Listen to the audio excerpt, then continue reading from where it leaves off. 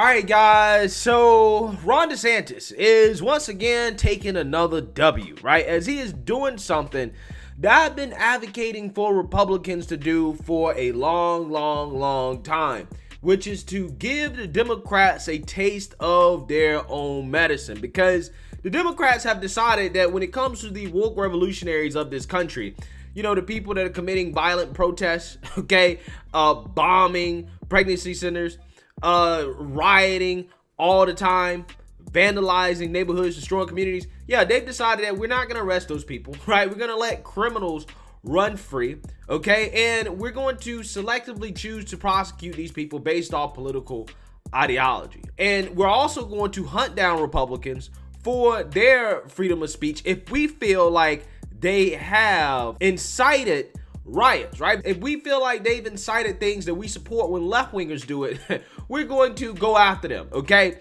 And Ron DeSantis, like I said, he's giving them a taste of their own medicine, as he has fired George Soros-backed woke state attorney, Mr. Andrew Warren, for refusing to enforce the law, specifically when it comes to issues like abortions and child sex changes.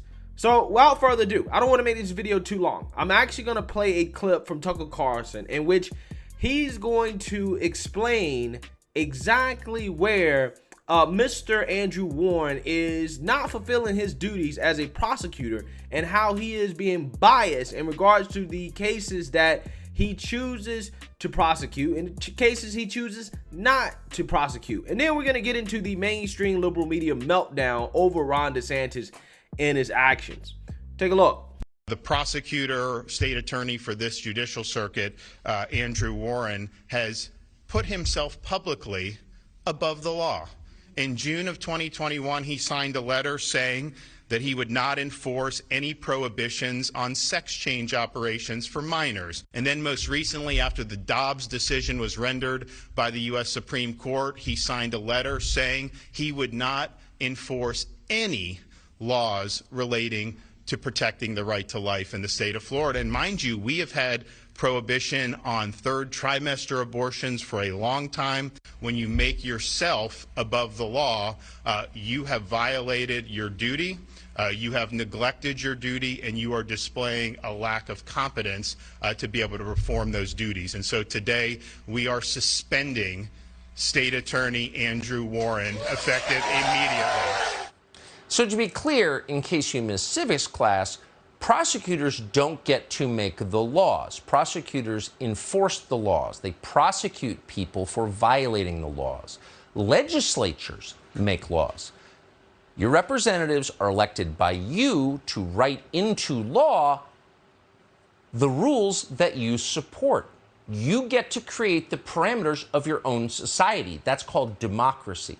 But when a prosecutor decides which laws are valid and which laws are not, that is the most basic subversion of democracy. And Andrew Warren has done that for 6 years. And by the way, the list that Governor DeSantis just read is just partial. Andrew Warren also decided that he would not enforce HB 1.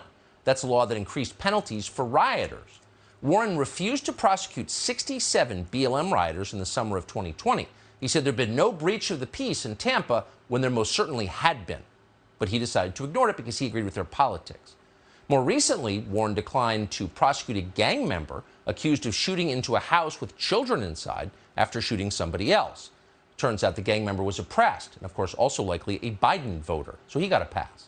People who aren't Biden voters have had a much tougher time in Andrew Warren's jurisdiction. Sincere Christians, for example. Andrew Warren considers them criminals. 2 years ago, Warren had a Tampa pastor arrested for the crime of holding a church service. Then, in one of the slimiest moments ever caught on videotape, Andrew Warren quoted the Christian Gospels to justify this oppression and abuse. Watch this. It's disgusting. Putting your parishioners at risk in a time of an emergency like this is not only reckless, but it's illegal. But where people are refusing to obey law enforcement in this regard, you risk being arrested and prosecuted. I'd like to note that I think it's unfortunate that the pastor here is hiding behind the First Amendment.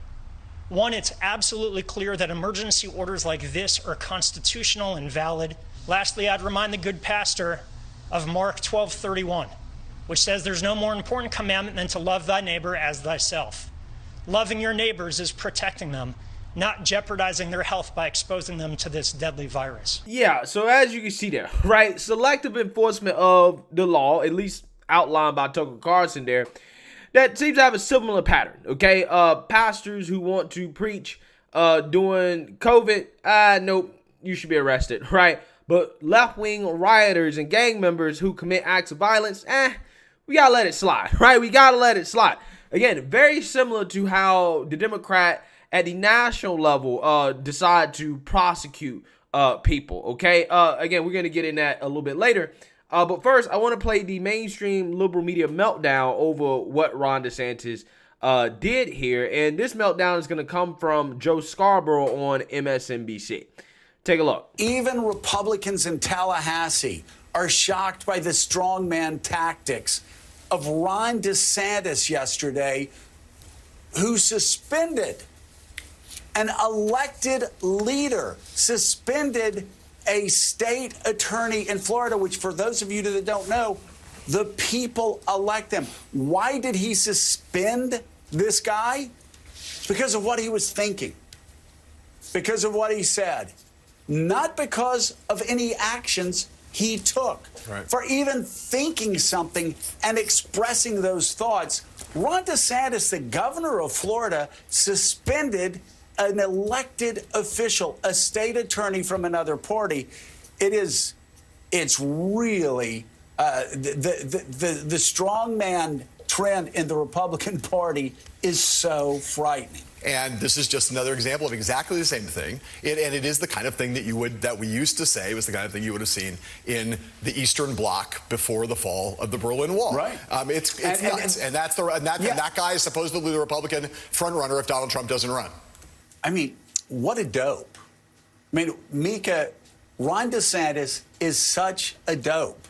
He didn't even wait for any action to take place. Mm-hmm. And he's doing the same thing that these freaks and insurrectionists and weirdos are doing, that are putting the lives of 10-year-old girls who have been raped at risk, who are saying that uncles that rape 14-year-old girls, that's a perfect example of why they have to force a 14-year-old to have the baby. They're playing, I used to say for the 33%. Now we're down to like 20%. So Ron DeSantis is doing all of this crazy stuff in a state that not so long ago was a swing state. And he's doing it, hurting Florida, going to war with Mickey Mouse, going to war with the Tampa Bay Rays, going to war with the voters of the state of Florida, nullifying their votes for a guy who's been elected twice now, all to appeal to like 20% of Americans who may be voting in Republican primaries in presidential elections. Guys, I love it when the mainstream media melts down over Ron DeSantis. I really do, okay? Because it really does reveal their hypocrisy on this stuff, because the only thing Ron DeSantis is really doing, he's just taking advantage of what the Democrats said was okay, right? So let's just take at face value. Let's just say that Ron DeSantis is suspending this state attorney for his speech, right? For him coming out here and saying that he's not going to enforce laws, right? Which, I mean, look, the dude is saying I'm not going to enforce these laws, right? He's basically, I'm not going to do my job, which that in and of itself should be enough to be like, well, you know what? You should be suspended, right? You should take a back seat because you're openly telling people you're not going to do your job, which could embolden criminals. It can embolden people to break the law if that is what you're saying out loud. You should never say that. You should never say that out loud. But let's just say he suspended him just for his speech, and it had nothing to do with what the attorney actually did or his job performance or anything like that. Is that not what the Democrats tried to do to Marjorie Taylor Greene? Right? Y'all remember what the Democrats did to Marjorie Taylor Greene?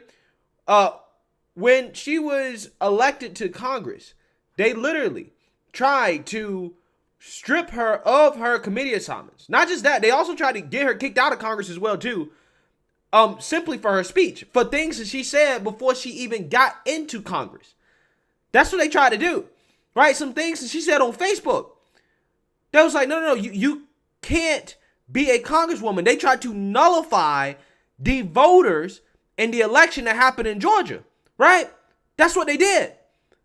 They also tried to do the same thing with the President of the United States, where they impeached Trump for what you would argue is his freedom of speech. When he told the protesters to march peacefully to the Capitol. They held a whole impeachment trial after the man got out of office, by the way, right? Which we don't even know if that's constitutional in and of itself. They held an impeachment trial because of the man's free speech. So don't sit here and complain to me about, oh, boo-hoo, Ron DeSantis is suspending a state attorney because he said something that Ron DeSantis didn't like. Well, you guys said that this is okay. You said that this is cool because you did it with Marjorie Taylor Greene, you did it with Trump, and you applauded it. Oh, they're dangerous. They're dangerous people. We don't agree with their political opinions. Get them out of Congress. Let's nullify the election, right? Let's nullify the people's votes. Again, these people kill me every time they complain. And this is why I love what Ron DeSantis is doing, because again, he's giving them a taste of their own medicine. But again, what he's doing here is so important, and it's such a strong message because this is a systemic issue, right? You know, these people that love talking about systemic issues in this country, the lack of enforcement of the rule of law is a systemic issue in this country. We got the United States Attorney General, Merrick Garland, who refuses to enforce the laws of this country. They refuse to prosecute the woke extremists that have been trying to threaten and intimidate the Supreme Court justice, right? They refuse to do it. And all over the country, in particular in these liberal cities, you have these woke attorneys and prosecutors that refuse to go after gang members and violent criminals, right? Letting the criminals run their cities. Give them get out of jail free cards. Again, this is an issue that is plaguing our country. The lack of law and order. We don't have it anymore. Okay, which is contributing to this crime problem. A problem that you mostly see in these big liberal cities that have these woke Soros-backed DAs, by the way. But I'm just saying, it's a message that Ron DeSantis is sending that, hey, at least in this state, that's not going to fly. Right? If you don't do your job, you're out of here. Okay?